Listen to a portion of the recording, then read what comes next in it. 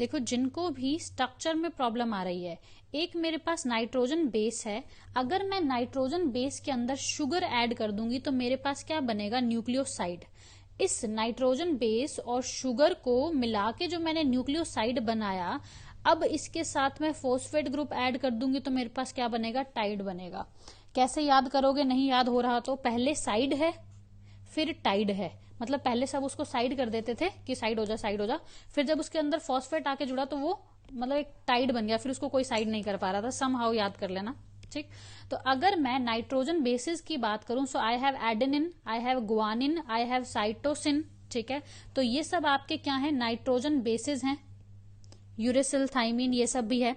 अब nitrogen base को अगर मेरे को न्यूक्लियोसाइड में कन्वर्ट करना है, ठीक है, तो मैंने इसमें शुगर जोड़ के इसको कन्वर्ट किया डीऑक्सी एडिनोसिन या फिर डीऑक्सी गुआनोसिन।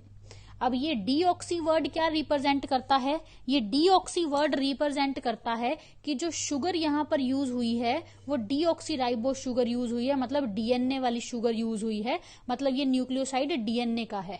अगर मुझे आरएनए का न्यूक्लियोसाइड लिखना होता तो मैं इसको क्या लिखती, मैं इसको डायरेक्टली एडिनोसिन लिखती, डीऑक्सी नहीं लिखती। इसको आरएनए का लिखना होता तो क्या लिखती, डायरेक्टली गुआनोसिन लिखती, डीऑक्सी गुआनोसिन ना लिखती।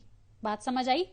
उसके बाद जब मैंने इसमें फॉस्फेट ग्रुप अटैच कर दिया तो एक फॉस्फेट अटैच करा, so it become deoxy adenosine, ऊपर वाला as it is monophosphate, deoxy guanosine monophosphate.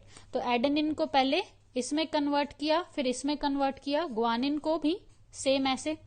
अब मेरे पास डीएनए के अंदर ये एक न्यूक्लियोटाइड है जो जुड़ा होता है डीएनए के अंदर, ठीक है। ये एक जुड़ा, फिर ये जुड़ा, फिर ये जुड़ा, ऐसे करके मेरा डीएनए का पूरा पॉलीमर रेडी हो गया। बट यहां पर जब मेरे को इसको एज अ सबस्ट्रेट यूज करना है डीएनए में जोड़ने के लिए, तो पहले मुझे इसका चार्जिंग करना पड़ेगा।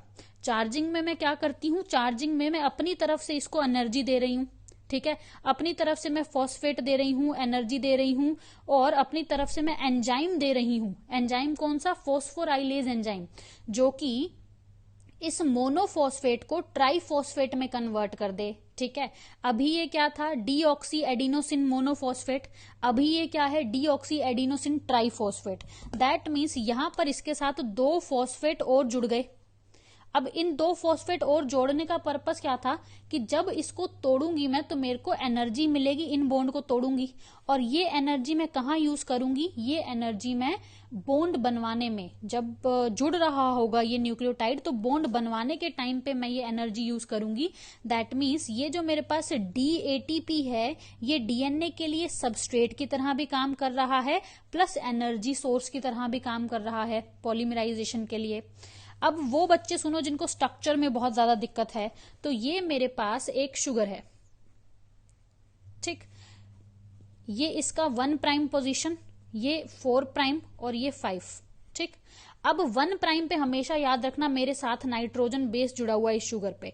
This nitrogen base could be purine, this could be pyrimidine, ठीक है। प्यूरिन होगा तो वो अपनी कौन सी पोजीशन से ऐड करेगा, पायरिमिडीन होगा तो वो कौन सी पोजीशन से ऐड करेगा, ये आपको याद करना है।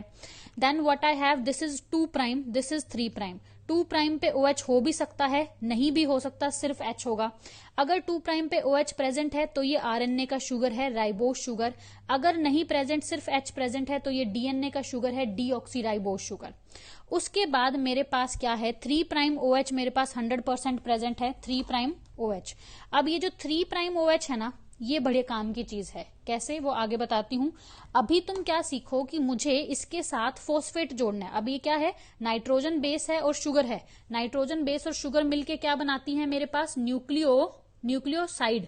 अब मुझे इसको न्यूक्लियोटाइड में कन्वर्ट करना है तो मुझे इसके साथ फॉस्फेट ग्रुप अटैच करना पड़ेगा।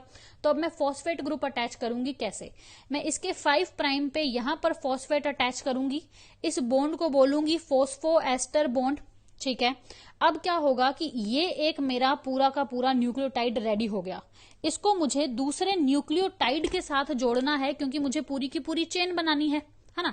तो ये मैंने नीचे वाला शुगर लिया, ये उसका 3 प्राइम एंड लिया, 3 प्राइम, ये उसका 2 प्राइम, और ये उसका नाइट्रोजन बेस लगा हुआ है फर्स्ट पे, और ये उसका क्या है 5 कार्बन, और उस पे लगा हुआ है फॉस्फेट, ठीक है, अब यहां पर बॉन्ड किसके किसके बीच में बना, इसके बीच में और इसके बीच में, तो ये वाला बॉन्ड भी क्या कहलाएगा, ये वाला बॉन्ड भी कहलाएगा फोस्फो एस्टर बॉन्ड। और इन दोनों बॉन्ड को मिला के मैंने क्या बोला, phosphodiester bond. That means phosphodiester bond, ऊपर वाले का तो 3 प्राइम यूज किया हमने, बीच में बॉन्ड आया और नीचे वाले का 5 प्राइम यूज किया, नीचे वाले का मैंने 5 प्राइम यूज किया, तो this is phosphodiester bond. तो तुमको कौन कौन से बॉन्ड याद करने हैं कि यहां पर ग्लाइकोसिडिक बॉन्ड बनता है प्यूरिन के साथ, पायरिमिडिन के साथ, यहां पर मेरा फोस्फो एस्टर बॉन्ड बन रहा है, ये दोनों को मिला के मैं क्या बोल रही हूं, दोनों को मिला के मैं फोस्फो डाई एस्टर बॉन्ड बोल रही हूं। अब अगर बात करो पोलैरिटी की, तो बेटा ध्यान से सुनना कि इसका 5 प्राइम एंड वाला हिस्सा फ्री है, तो यहां पर मैं बोलूंगी 5 प्राइम पोलैरिटी, इसका 3 प्राइम OH फ्री है आगे अटैक करने के लिए, तो मैं क्या बोलूंगी 3 प्राइम। इसके सामने जो चेन आएगी उसकी पोलैरिटी जस्ट इसके अपोजिट होगी और उसका नाइट्रोजन बेस जो है इसके नाइट्रोजन बेस के साथ हाइड्रोजन बॉन्ड बनाएगा।